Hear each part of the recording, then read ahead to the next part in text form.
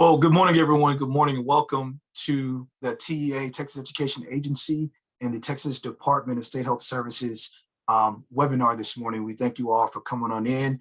I think we had about 158 people register for the webinar. About 66 are in here now. So thank you all for being here, for being prompt. Just kind of wanted to give a brief overview, and then I'll turn it over to my colleagues at DSHS to begin. So the purpose of today's webinar is to cover the COVID-19 testing program reporting requirement, which is specifically the test services and report received form. So that's the form that public and private schools that are in the program will fill out once you all receive testing services from one of the 6 vendors.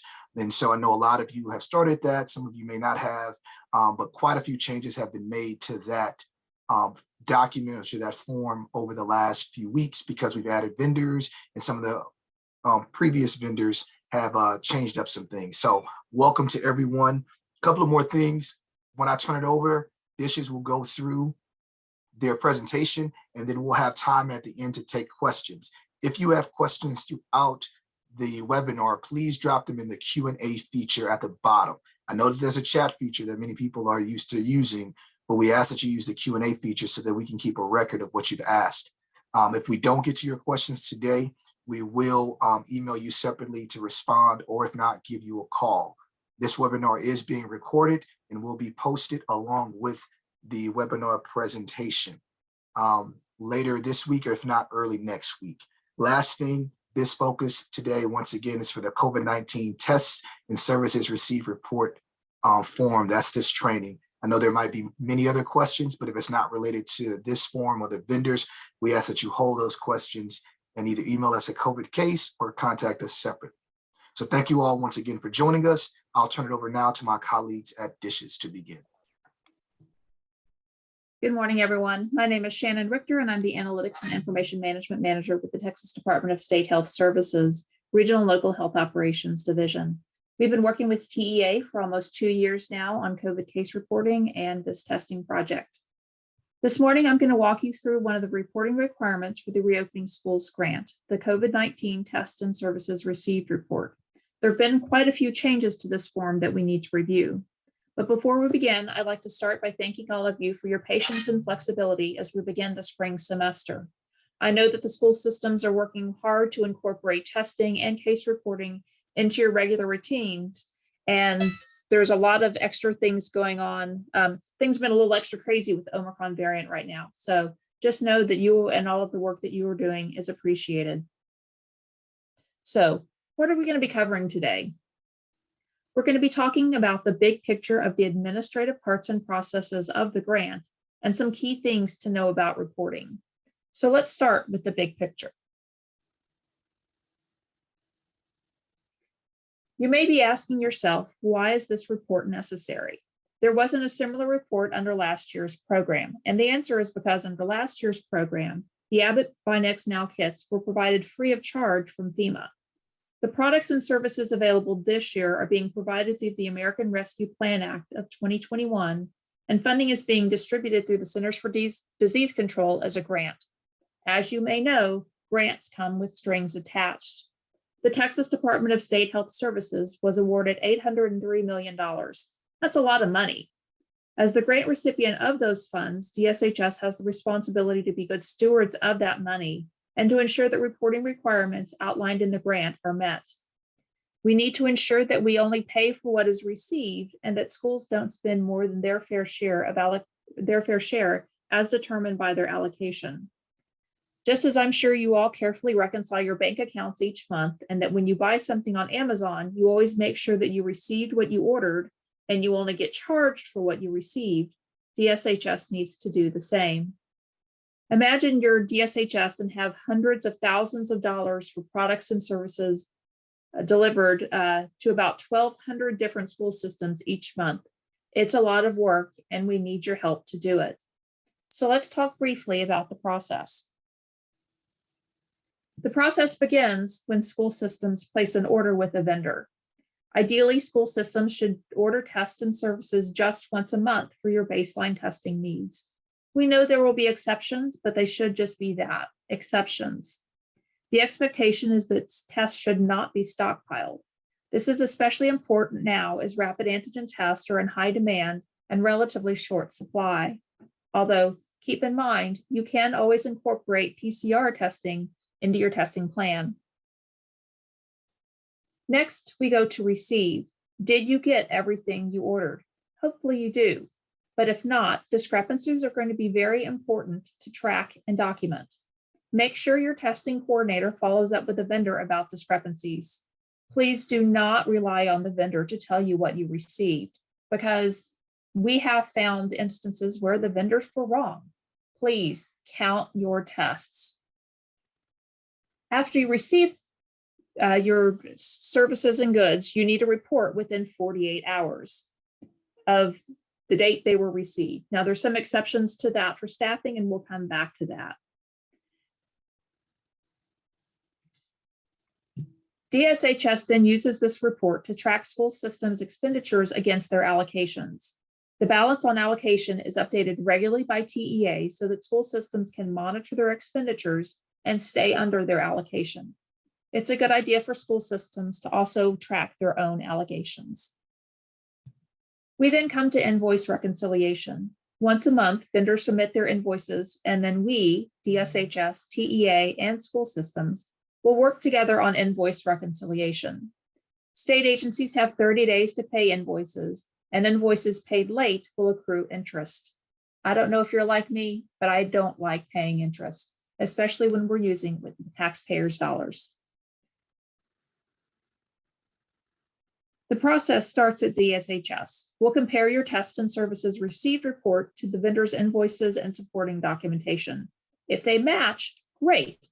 Your school system is off the hook for further assisting with the reconciliation process. If they don't match, TEA will contact the school system for their assistance in figuring out the discrepancy. There will be a short turnaround for this process, so it's very important to, 1, report accurately, and 2, keep detailed records of things in case they don't match. So let's talk about a few of the key details. Here are some important things to note. The link to the report and the instructions are available on TEA's website. Only submit a report if tests and services are received. So if you don't get anything, you don't have to submit a report.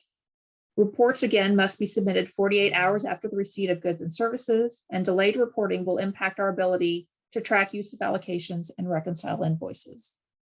The date received and the order number are very important because this is how tests and services are going to be tied to those vendor invoices.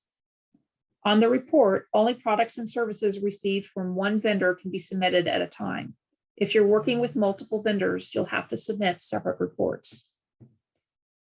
On the form, carefully select the correct vendor that you're working with, because the fields on the form vary based on which vendor is selected.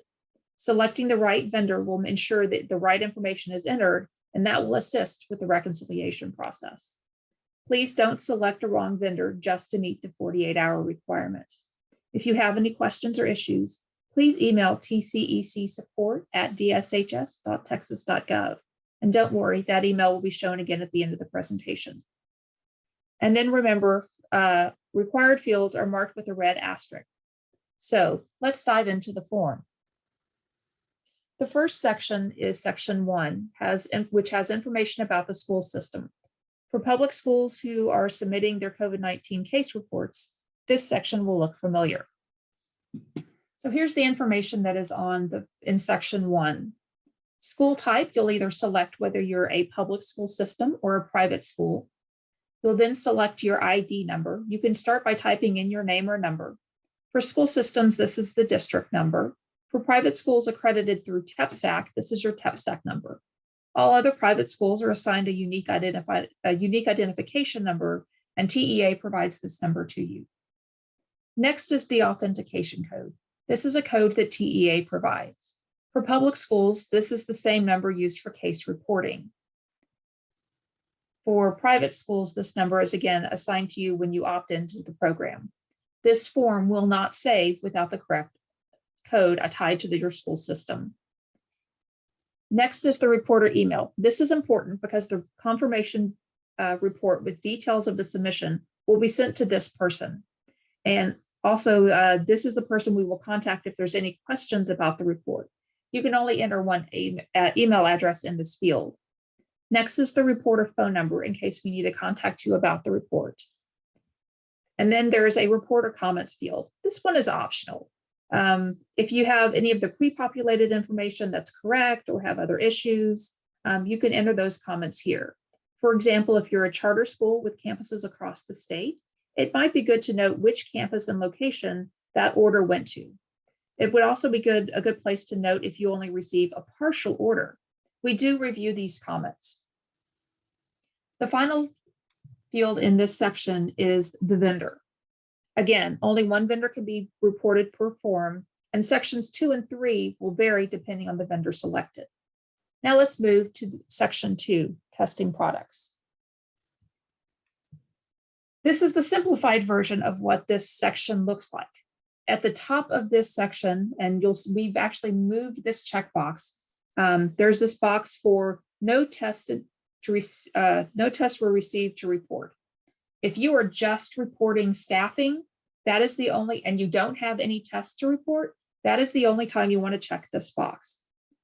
If you enter antigen or PCR test information and then you check this box, what's going to happen is that when you save this form, it's going to zero out all of the information that you put it in here. So for some of you, we're hearing, but I entered my data, what happened? Well, this box was also checked and it zeroed out your information. Took us a while to figure that out, but we did. So only check this when you don't have tests to report and you're reporting staffing. So this section has two parts, rapid antigen test and PCR test. Let's start with the rapid antigen products. There are 4 basic fields in this section: quantity, vendor order number, date ordered, and date received. The vendor order number is a new field and it was added to help make reconciliation easier. So let's start with quantity received. For most vendors, there is a single field for rapid antigen tests. So here you can see AccuReference, Achieve, Department of State Health Services, Quest Diagnostics, Thermo Fisher. You simply have a field for rapid antigen. However, if you're working with Bloom Health Partners or Goodside Health, you're going to see that these fields are detailed out by brand. And that's because the rapid antigen prices for these 2 vendors are different, whereas they were all the same. So we were able to make one generic field here, whereas here these are tied to different prices. So if you're working with one of these 2 vendors, make sure you're entering your quantity numbers in the field of the rapid antigen test brand that you ordered and received. So you're going to enter the order number, the number of tests that you received from the vendor, not the number of packages. So remember, oftentimes multiple tests come within one package. Please count the number of tests and don't rely on the vendors for this number, because sometimes the vendors are wrong. Hopefully this equals the number of tests that you ordered, but if not, report the number that you received. You can put a comment in the reporter comments field if you didn't receive everything you ordered, and this will alert us to follow up with the vendor.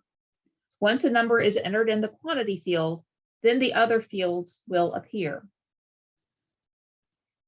Since the quantity field is required, if you don't have any test to report, just put 0. So if you ordered PCR but not antigen, you can simply put a 0 in the rapid antigen field. Enter the vendor order number for those rapid antigen tests. In section 4 of the instructions, there are examples from each vendor that show you where you can find the order number. Then you will enter the date the tests were ordered from the vendor and the date that the test received. If only a partial order was received and the vendor splits the order, shipping on 2 different dates, they'll need to be entered on 2 separate forms depending on the date received. So now let's talk about PCR tests. This area changed significantly because several vendors changed the way that they bill us. All vendors now bill when they ship test products. This is important to note because you now pay for tests regardless of whether or not they were ever used. And we want to make sure that the tests that are received are being used. We'll come back to this later. So this section will vary depending on, again, which vendor you're working with. They could be individual PCR test, source pool test, or lab pool test. The first field is the quantity of PCR tests received. We'll come back to that in a minute. Next is the vendor order number. And we've changed this labeling to make it more clear. That is the change that we initiated last week. Enter the vendor order number associated with those tests. You'll then enter the date that the tests were received or ordered, and then the date that they were received. So let's go back to quantity for a minute and discuss how vendors define that differently for pooled PCR tests. So the quantity that you report for pooled PCR tests will vary depending on the vendor and how that vendor bills. So AccuReference and Quest Diagnostic both bill based on the number of tubes for their source pooled tests. So make sure to report the number of test tubes, not the number of swabs. On the other hand, Bloom and Thermo Fisher Scientific bill per swab. So the quantity that you'll report on the Tests and Services Received report is the number of swabs, not the number of tubes. So let's move on to section 3. This is the staff received section. Note again, we have this checkbox. This is a lot like the other checkbox in the last section. Only check this box if you do not have any staff to report. So if you just receive tests, then you can check this box. What happens if you enter information in all of these fields and then you check this box? When you save this form, it's going to zero out everything that you put in this table. So don't check this box if you have staff to report. So let's walk through all of the different fields on this table. This section is only for reporting staffing support received directly from one of the 6 vendors. If you're working with a different vendor for staffing support, do not report those here because those don't impact your allocations. For public schools, you will note that the first 3 fields don't have red asterisks. This is simply because of a back-end coding glitch. Trust me, these fields are required, and you must put them on every row in that table.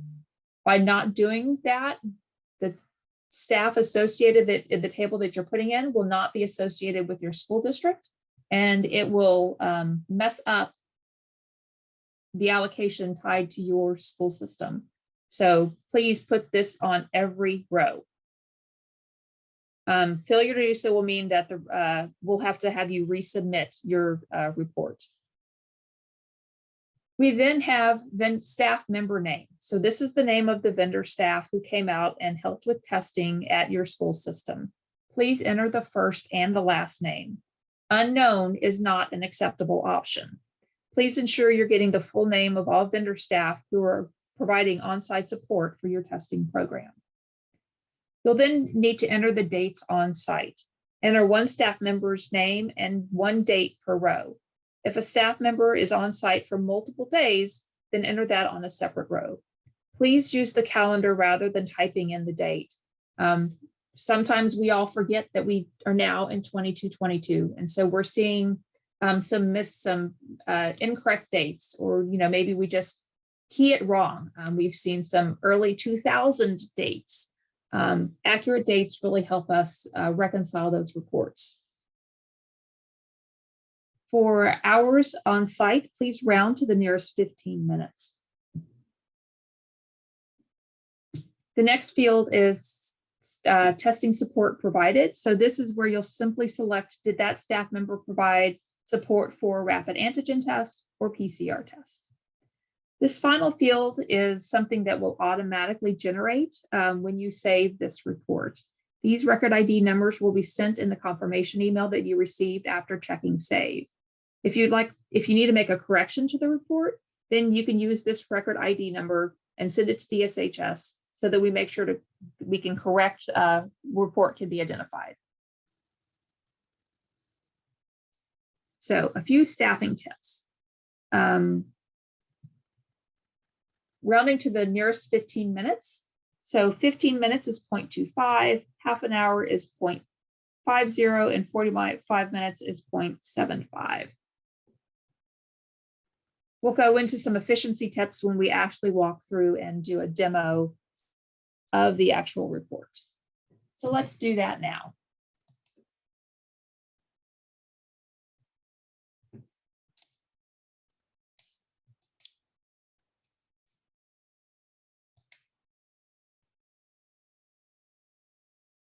So here is this first section. You can select whether you're a public or private school ID. This is pretty self-explanatory. We're not going to save, so I'm not going to enter a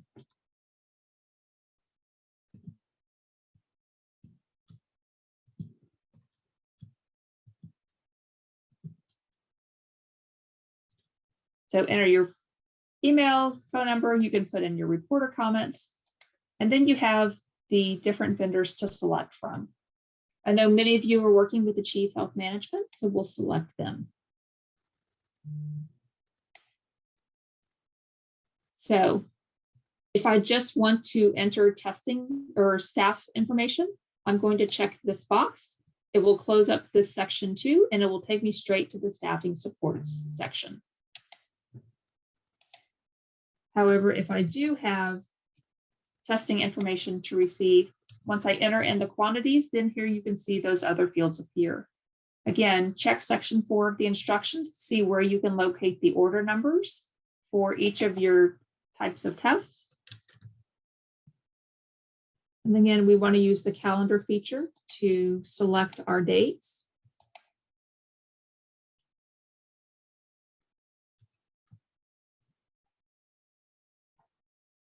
And then we come to staffing support. So if we want to double click here, we can pick our school district. This, once you select it once, you can right click, copy and paste.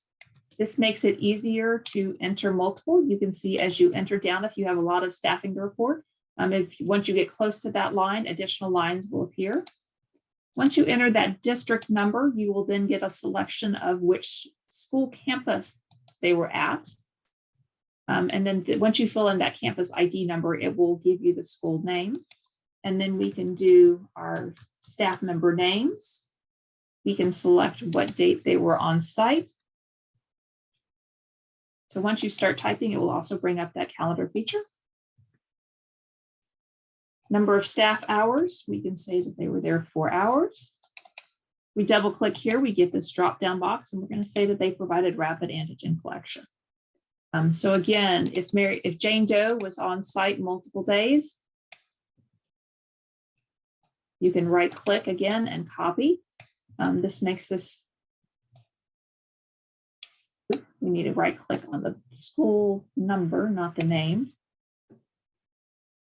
So this makes it a lot easier to fill out this form and will save some time. Again, because we've entered information here, we're not going to check this box, because once we click save and close, that would then zero out all of the information that we just entered. So it doesn't do it while the form is live, but trust me, once you click save and close, it will disappear.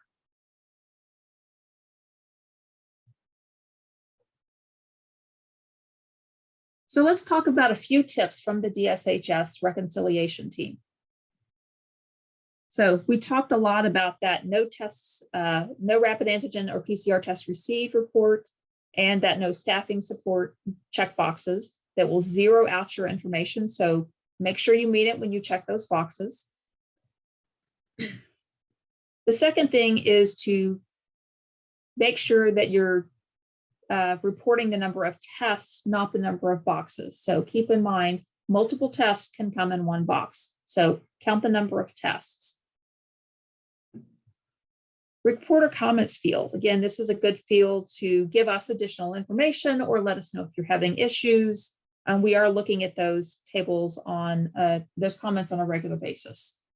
The staffing table we talked about, again, make sure If you are a school system, if you're a public school system, while these do not have the red asterisk and you can save this form without this information, if I don't enter this number on every row, these hours will not be attributed to your school district if you're not entering your district number. If you have just a district-wide campus administration site that you're doing, so it's not campus specific, you can leave this information blank and then put a comment in the reporter comments box that it was a district-wide site. One other tip from the reconciliation team is, so if you have an order where you're going to be reporting rapid antigen test, PCR test, and staff, you took advantage of everything. You may want to consider putting these on separate reports, and here's why. So let's say I made a mistake and I typed in the number of boxes of rapid antigen tests that I received rather than the number of tests. This is going to then get kicked back from the reconciliation team, and you're going to have to re-enter this report. If you are separating rapid antigen, PCR, and staff on separate tests and services received reports, it will be much easier to correct only this field if this was the only piece of information that was wrong. And if you're combining all of this information on one TSRR, you're going to have to go back and type in all of this information again just to make the correction on this one field. So their recommendation, use separate TSRRs for different products. So I'd like to conclude with a few details about the program before we go on to the Q&A. So here are some of our not so fun facts. We have, since the beginning of the school year, almost 700,000 rapid antigen tests have been shipped to public and private schools. However, results have only been reported for about 13% of those tests. That means over 600,000 tests are either not being used or the results simply aren't being reported. Either way, it's not good. Likewise, with PCR tests, we've shipped out almost 75,000 tests, and only results have been reported for about 16,000 of those. Information from the TSRR and the results, this result information, are put into a fact sheet for weekly calls with the governor's office. The CDC is also carefully monitoring this information, and it may be difficult to justify continuation of the program when it appears that resources aren't being used. Furthermore, there's a potential for disallowed cost if results aren't being documented. And right now, we believe that testing is happening. We believe we're just having some reporting lag. There are discussions about possibly prohibiting school systems from continuing to order tests if we're really not getting results reported. So please remember to report your results and report them timely. Remember, this grant program is intended to be primarily a screening testing program, not a diagnostic testing program. And that concludes our presentation. We can now move on to questions and answers. And again, here is the email address if you have any questions about vendors or the tests and services received report. Got it. Thank you so much, Shannon. There are quite a few questions populating in the Q&A. I am going to, can you all see those? Shannon, can you see the questions? Yes, I can see the questions. All right. So I will start at the top and then we can just work our way down. I tried to answer some. All right. At the top, it says, we have used up and went over our allocation due to our order of Binex Now test kits. What do we do next? So you will need to contact TEA and talk about what your next steps are. Got it. So to add further there, we'll get in touch with you. Just email us at COVID case and we can set up a time to chat. I think I know what school district this is. And so we can, now that I think about it, we can chat more specifically about your situation and go from there. So just email us at COVID case and let's set up a time to chat. All right. Next one. How important is the order number? We did not receive it last time until after 48 hours. So we put 0 as our order number in order to stay in compliance with the 48-hour window. So the order number is important. I do believe that most vendors are sending out an order number when they have confirmation of receipt of the order. And so we are doing a brief grace period for entering the order number before we start really matching that to send back that report if that number is not entered. So you've got about another week before we really start holding folks accountable for putting those order numbers in. Again, please look at the instructions in section 4, and you can see by vendor where you will see those different order numbers at different points in time. Got it. Okay. Thank you for that. We have been entering our results in Crisis Go. Do I need to do anything else? I am under the assumption that my inclusion, that by including them there, you are automatically getting those results. That is correct. If you are using the vendor's reporting system, those should be coming to us. Got it. Thank you. Next one. How often must we submit this report? I mean, I can jump in there, Shannon. Just 48 hours after you receive the test services. But actually, you might want to give some more nuance to that, Shannon. So let me allow you to do that. Sure. So for testing products, it is 48 hours after receipt of the tests. For staffing, it's a little bit different. If you just have staff come out for one day, it's within 48 hours of that day. If you have staff, vendor staff who are going to be on site for the entire week, then we ask that you report that by the following Monday. So you don't have to report 5 days a week if they're there 5 days a week. So please report by the following Monday if they're there 5 consecutive days. If they're there maybe just Monday through Wednesday, then report within 48 hours of the last day that they were on site. Got it. Thank you. Next question. We are able to use the Binex test because of the extended expiration date, but are not able to use the app to report. Was told to record them as home tests. Interesting. How should I report the use of these tests while we wait for GenBody back order to come in? So for those of you who have expired Abbott Binex Now test, Abbott just released yesterday that we received it anyway, an extension of expiration dates. And they should be able to now be reported through the rapid test platform again. We can send that document to TEA, and maybe TEA can post it on their website. So if you have what you believe to be expired Abbott Binex Now tests, please hold on to those, and we'll get you access to the extended expiration dates. You can check your lot numbers to see if those tests have been extended. If they have been, you are able to report those through the Rapid Test Now app platform that you had been using under TDM. I'm not sure what recording them as home tests means. Got it. Let me also add into their TA. We're going to be releasing today to all the superintendents an official notice that the Abbott Binex Now test based on certain lot numbers were extended, and it'll we'll have the attached document to it that shows those lot numbers. We're also going to be posting it on our website today by close of business, if not sooner. So you will know if your test based on the lot number has been extended. Next question, the vendor reports our test results to the state. Is this sufficient? It should be, yes.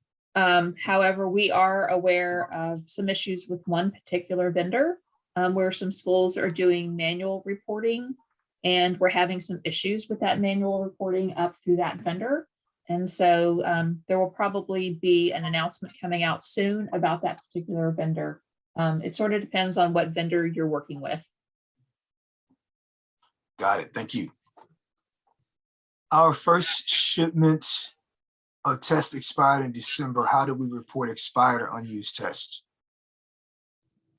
So it depends on what vendor those shipments, who the vendor that shipped those tests. If they were TDM tests, those do not need to be reported.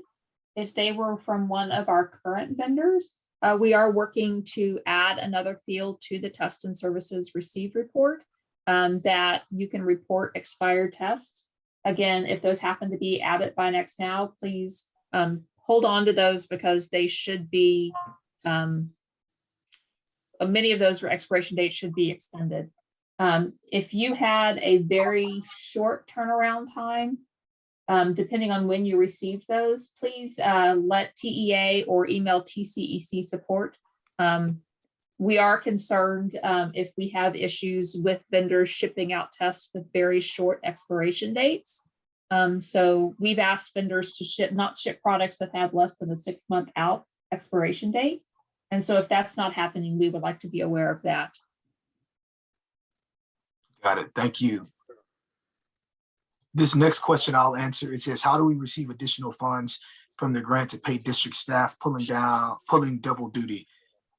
So this grant, this side of the grant in terms of the vendors, that's strictly for vendors and ordering tests or staffing services from the vendors. In terms of additional funding for possible staff and other allowable costs, we have the school health support grant. That grant application actually closed at 11:59 p.m. on December 31st. So we need to know that your district applied for it. And we've been, as of the 14th, we started rolling out those payments, and those payments to those districts that applied will continue over the next several weeks. And so long story short there is you can't have these funds from this grant for the vendors is strictly for the vendors. If you wanted allowable cost, you would need to apply to that other grant. For that person, Brad Brown, if you want to email us at COVID case, we can get into more of the specifics with you all because I don't know your district and we can talk offline. Can you provide a direct link for the online address where we can find the TA website? Yep, I will drop that for you. And I'll actually put it in the chat right now for everyone. Yeah, so this is, go ahead, Shannon. This is TEA's main webpage. If you want to come down to emergency support and click on updates, and then click public health orders. This is the everything you need to know page, as I call it. So if you come down to the COVID K through 12 COVID testing project, tools and templates, here is the link to the test and services received report, and the instructions are immediately underneath it. Those instructions will be updated again. We have to make sure that anything we post meets certain accessibility requirements for all viewers. And so we'll be reposting the updated instructions today. Just working through a couple of things internally there. Next question. What if we report tests from another vendor or on another vendor's electronic reporting system? So this has come up quite a bit recently. Is it too difficult to be using? It is too difficult to be using different electronic registration systems for parents and staff. Shannon, I'll let you take that one. So with one exception, this is not allowed. You must be using, because we have to track the test results to the vendor that provided those tests. The only circumstance where this is allowed is if you received test kit, Abbott by Next Now test kits from DSHS, and you have Thermo Fisher staff administering those tests. That is the only time when those tests can be reported through a different vendor's reporting system. Otherwise, you need to be using the reporting system of the vendor that you received the test from. Got it. All right, thank you, Shannon. Is this testing program similar or in conjunction with the test to stay? Test to stay can be part of this testing program, yes. I am able to enter results in Crisis Go, but I'm not sure how to get to the portal to send an email with results to the testee. So Crisis Go, I believe, is the system that Achieve Health Management is using. I'm not familiar with the details of their system, so please contact a chief health management and get them to help you with that. Can you send the recording of the presentation to the attendees? Yes, recording of this presentation, I said at the top, but I'll repeat it again. Anytime we do a webinar, we post them on our website, which is the website Shannon just showed. It'll be there along with this PowerPoint presentation in PDF format. And so that'll be there. Now, if you need, yeah, that'll be there because we have to convert it to a YouTube video, but that'll be there shortly. I have tried calling the vendor and they have not responded. How can I place an order? So Michelle, sorry to hear that you're having problems with the vendor. If you will please email the address on the screen, tcecsupport@dshs.texas.gov, and let us know which vendor you would like to be working with. We will have that vendor contact you directly. Thank you for that, Shannon. I'll move on to the next question. Sorry, I was trying to make sure we got that one. And I'm gonna put that, Michelle, I also sent you that link, that email address directly to your question. I received by next now tests from Bloom. Do I report these results in the Texas Rapid app? No, Bloom has their own reporting system, so you'll need to use Bloom's reporting system, not the Texas Rapid Test app. Got it. To go even a little bit further with that, Shannon, just for everyone, the only time you report the by next now test in the Texas Rapid app would be for those tests that they received in the TDM program or those that have been extended from the TDM program. Is that correct? That is correct. So TDM received directly from DSHS, and for the few school districts who were identified for this new testing project through the CDC, those will be the only 3 circumstances where they will be entered at this point through Texas Rapid Test. Otherwise, they should be using the vendor's platform. Got it. So if you got it from any of the 6 vendors, then it needs to go into those platforms, correct? Yes. Perfect. Thank you, Shannon. What do we do with the test kits that we ordered but wish to return to vendor? How does this affect our test receive report? So this is difficult because this really shouldn't be happening. So first, if you could please, again, email TCEC support and let us know why you're wanting to return tests. But we don't really have a way to return things. Our systems aren't set up for that. So Damon, if you can make a note, Damon will also contact you and we can figure out how to possibly get those test kits to another school system that is near you rather than returning them to the vendor. Got it. And I'm putting in our, I'm just typing in the email address for you. So I just put in CC us both, put COVID case report and TCEC, and we'll get back to you about next steps there. Can we use the reporting system supplied by the vendor to report by next now? I think we just, instead of Texas Rapid. So no, so we just answered that. If you received tests from a vendor, then those, meaning the 6, then those tests have to be reported to that specific vendor's portal. The only time it goes to the Texas Rapid app is unless you were part of the point of care test from the CDC, you got those tests from DSHS, or you got those tests originally from TDM. If you get those tests though directly from one of the 6 vendors, it has to go to the vendor portal. The employee emails are entered as part of a setup with Crisis Go. And when you enter the employee result into the app, the employee gets their result. This is also where the consent is collected. Okay, I think somebody was just offering that information. Okay, thank you. Our school is currently enrolled in the TA program, but was offered another program subject president by, yeah. Okay, Shannon, do you see that one? Yes. So I'm not sure of the question here. How do we submit the results of school testing program through the, so yes, it says anonymous, so I'm not sure what district this is. I think we just kind of touched on that. If you're receiving tests from the CDC, which is those added by next now, Shannon, correct me if I'm wrong, you would report that to the Texas Rapid app. That is correct.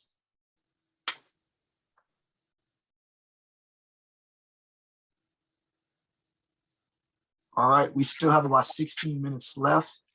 So if you have any further questions, please continue to drop them in the Q&A so that we can answer those questions. And then Dishes or anyone else who's a panelist, if you wanted to throw in any topic or anything that you think would be valuable to the attendees, please do so.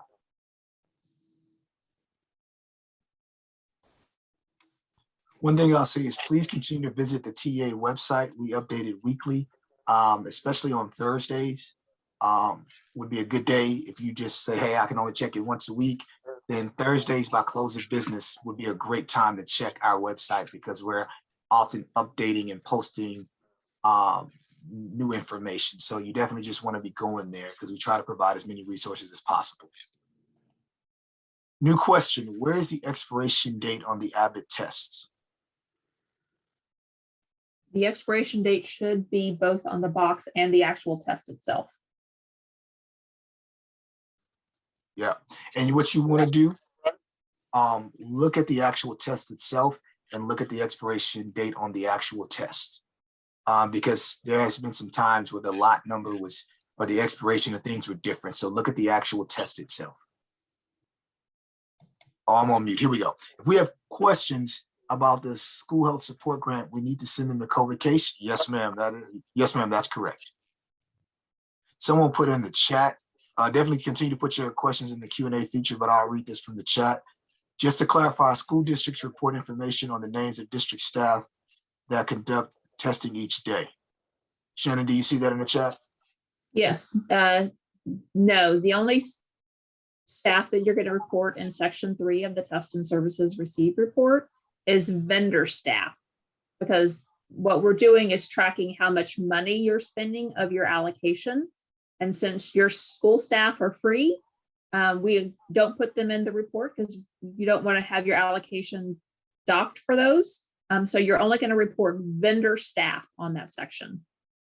Still got about 13 minutes left on the webinar. If there are any more questions, please drop them in the Q&A feature.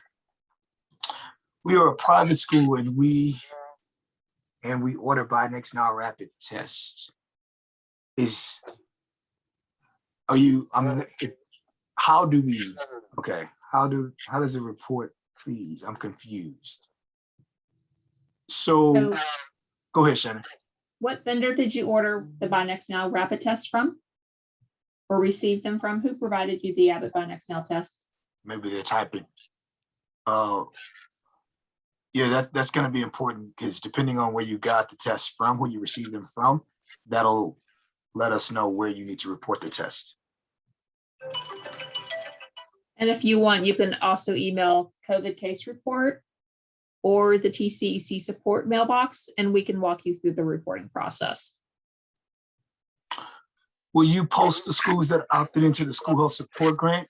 So we haven't posted what's posted on our website for all public schools right now, for any public or charter school in the state, is the amount of allocated funds based on the formula that we used. In terms of if you have applied for it or not, you can email us and ask and we can let you know. But as of right now, we have not been posting publicly who all applied for that grant. So there's a question about how do you order tests from the CDC/DSHS is what I think they're trying to say here. So the schools can't just order from either the CDC or Department of State Health Services. So the CDC program was limited to 5 districts per state. There were certain parameters that school districts had to meet, one of which was they had to have a high social vulnerability index score. So for that program, those school districts have already been supplied or identified. So if you have not been contacted, you won't be eligible for that program. At this point in time, the Texas Department of State Health Services is only issuing in very limited circumstances where it's urgent, and strictly as a stopgap measure, is where we allow ordering from us. And so that is handled on a case-by-case basis, but we don't consider ourselves a regular vendor. So please work with one of the 6 regular vendors that we have, or the 7th vendor who is available to provide free PCR testing through Operation Extended Testing, which is a separate federal grant. So someone put something in the chat. And then there's someone who put something in the Q&A. Please continue to put those in the Q&A. We received notice from Next Now Kits with TDM will expire. We already expired the VA, just to let you know. Yeah. Yes, we do. We are aware that, and I don't know if that's smart. Okay. We are aware that some schools just did throw away or discard of their rapid Abbott Buy Next Now test in December when they expired because you were instructed to do so. At that time, Abbott had not informed DSHS nor TEA nor Texas for that matter that anything would be extended. And so you were given that directive or that information based on what was available at that time. So sorry about that. That's, that's just kind of how that happened. To answer this question in the Q&A, how can I get a list of the vendors? It's once again on our website. Shannon, do you have that? Can you share your screen once more? I don't know if you have it handy. I think I'm still on it. Give me just a second, Damon. No problem.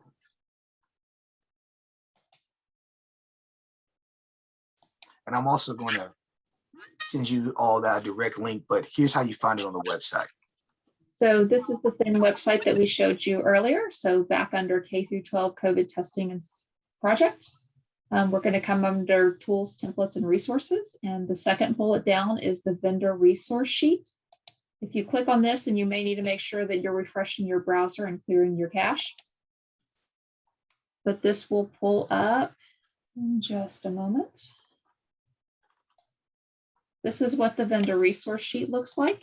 So here you can see each vendor is a separate column. So we've got AccuReference, Achieve Health Management, Bloom Health Partners, Goodside Health, Quest Diagnostics, Thermo Fisher, and then Concentric by Ginkgo. This is not one of our main 6 vendors. This is a separate federal grant that will provide free PCR testing. They don't do any staffing support though, or rapid antigen tests.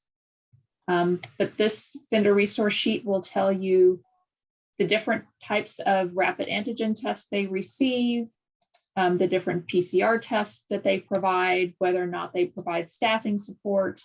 There is a whole host of information in this document. Very important is this contact information row. Please use this contact information.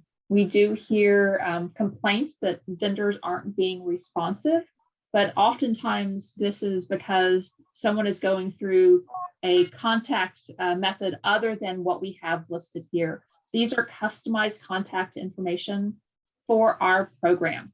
So if you go to AccuReference's, for example, general website and try to submit a contact, it is going to take longer for your email to get to the right people.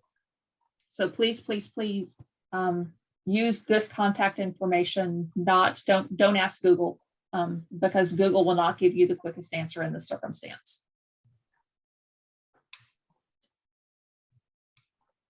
Got it.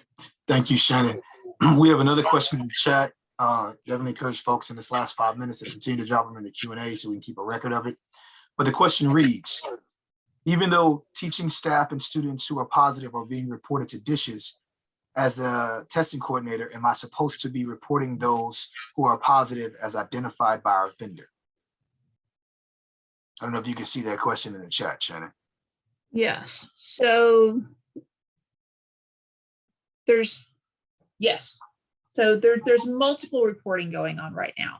So some of them are required to state law. Some of them are required by executive order of the Office of the Governor. And some of them are a grant requirement under this program. So there's 3 effectively different requirements right now during this pandemic. The first is the state requirement that you must report as a school district positive cases to your local health department. The second is the case reporting, so COVID case reports for public schools only. This is a requirement under Governor Abbott's Executive Emergency Disaster Declaration that public schools must submit this case report every Monday to DSHS and TEA.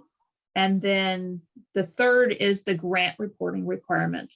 And so that's where you need to be working with your vendors to ensure that they have your antigen and PCR information to report to us for this grant. Thank you, Shannon. Let me see. I think we had another. Okay, so you answered that one. Thank you. Can you put the website again? She was showing just a few moments ago. I will drop the website. I'm going to answer it. I'm going to type it in for you. And I just sent it to you. So you should have it now directly sent to you, the website link. My district is working with Quest Diagnostics, but we are reporting via Concentric by Ginkgo. Are they one and the same? So yes, Ginkgo is a partner with Quest Diagnostics, and they are handling the reporting for Quest. Can we order from a vendor that no CLIA is required? Yes, you can. So we actually need to tweak the language on the vendor resource sheet. It doesn't mean that a CLIA isn't required overall. A CLIA is always required if you were doing rapid antigen testing at your school. What that means is that the school system isn't required to get their own CLIA because they are covered by the vendor's CLIA. Thank you for that, Shannon. And on our website, that the one that we just dropped, and I'll put it also in the chat again, we have an FAQ. And actually what I'm going to do is just drop the FAQ in there. We have an FAQ for the testing project.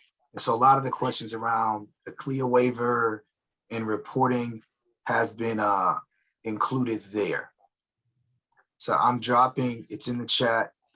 I just dropped our FAQ. It's pretty extensive, and we'll be updating it as needed. So please definitely check that out. We have 1 minute left. So I'll give about another 30 seconds for anyone who has a question. If not, we'll have some quick closing remarks, and then this webinar will be posted along with the slide deck in a few business days. All right, well, if there's nothing further, thank you all. It is 11 o'clock for joining us. Thank you to our colleagues at DSHS for such a thorough presentation. As we said, this will be posted along with the slide deck and the recording. Thank you all, and thank you for all you're doing to support your staff and students in your local areas. We'll be in touch soon. Have a great day. Bye.